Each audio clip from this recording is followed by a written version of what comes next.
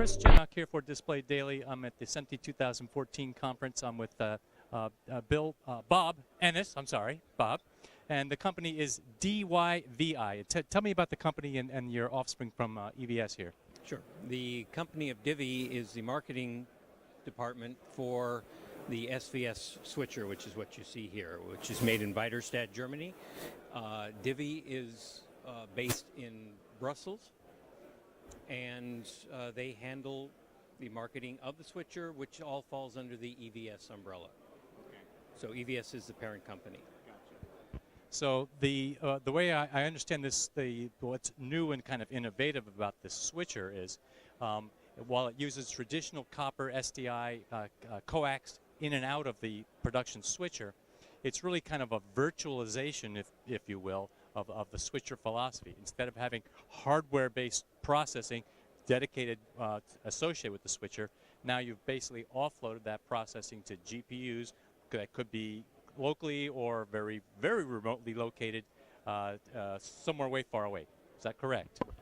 Basically, yes. What you have, as opposed to a monolithic switcher with a backplane and a certain number of inputs and a certain number of outputs, the backplane of this is actually a series of server frames.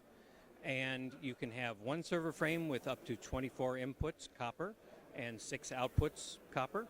That can be changed to be 16 in or 12 out, so you can mix and match however you want.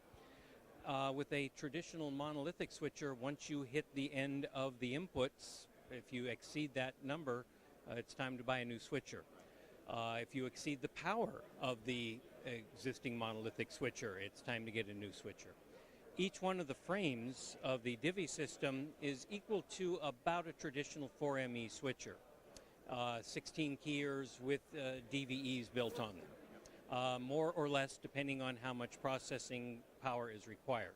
So if you need more power or you need more inputs and outputs, you simply add another frame and add another frame. And how many frames can this particular platform chassis support? Theoretically, it's unlimited.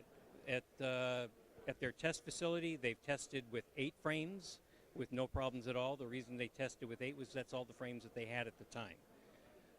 But depending on your pipeline, dark fiber, that is actually going to be your limiting factor in terms of how many signals you want to get across at any one time. So you're limited more of bandwidth than you are from the servers themselves, from the processing managers. And one of the advantages of this architecture is now if you're doing a remote shoot, a sporting event, a concert, or something of the sort, you may not actually have to roll a truck. You can roll some cameras, but you don't have to do the production on site. You might be able to fiber all those camera back to a production facility and do all the switching there, correct?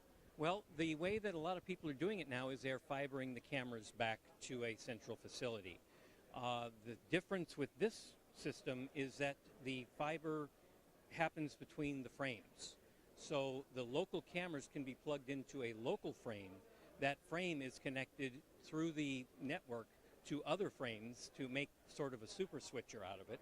The fact that you can have multiple frames, they don't have to be in the same location, but they still act as if they were all together. So it's possible to have, let's say, 2 frames in New York and 1 frame in Washington, and the 3 frames act as if they were one switcher. And they're all connected by fiber, I presume. The frames are connected by fiber. So all of the input sources that happen in Washington are available to be seen in New York and vice versa.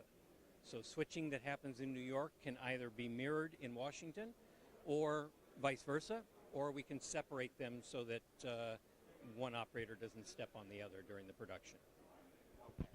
And down the road, as SMPTE 2022 becomes a little bit more mature, you can change some of the copper outputs on the frames to be basically Ethernet jacks. Yes, the server frames are basically off the shelf. The custom software has to do with how the frames talk to each other, and there is also custom hardware for the inputs and output cards. So once the 2022 format is decided upon, standardized, it's a simple matter of changing out the copper input-output boards for IP input-output boards. Very slick. Well, thank you very much, Bob. Appreciate that. Thank you. Chris Chinnock for Display Daily.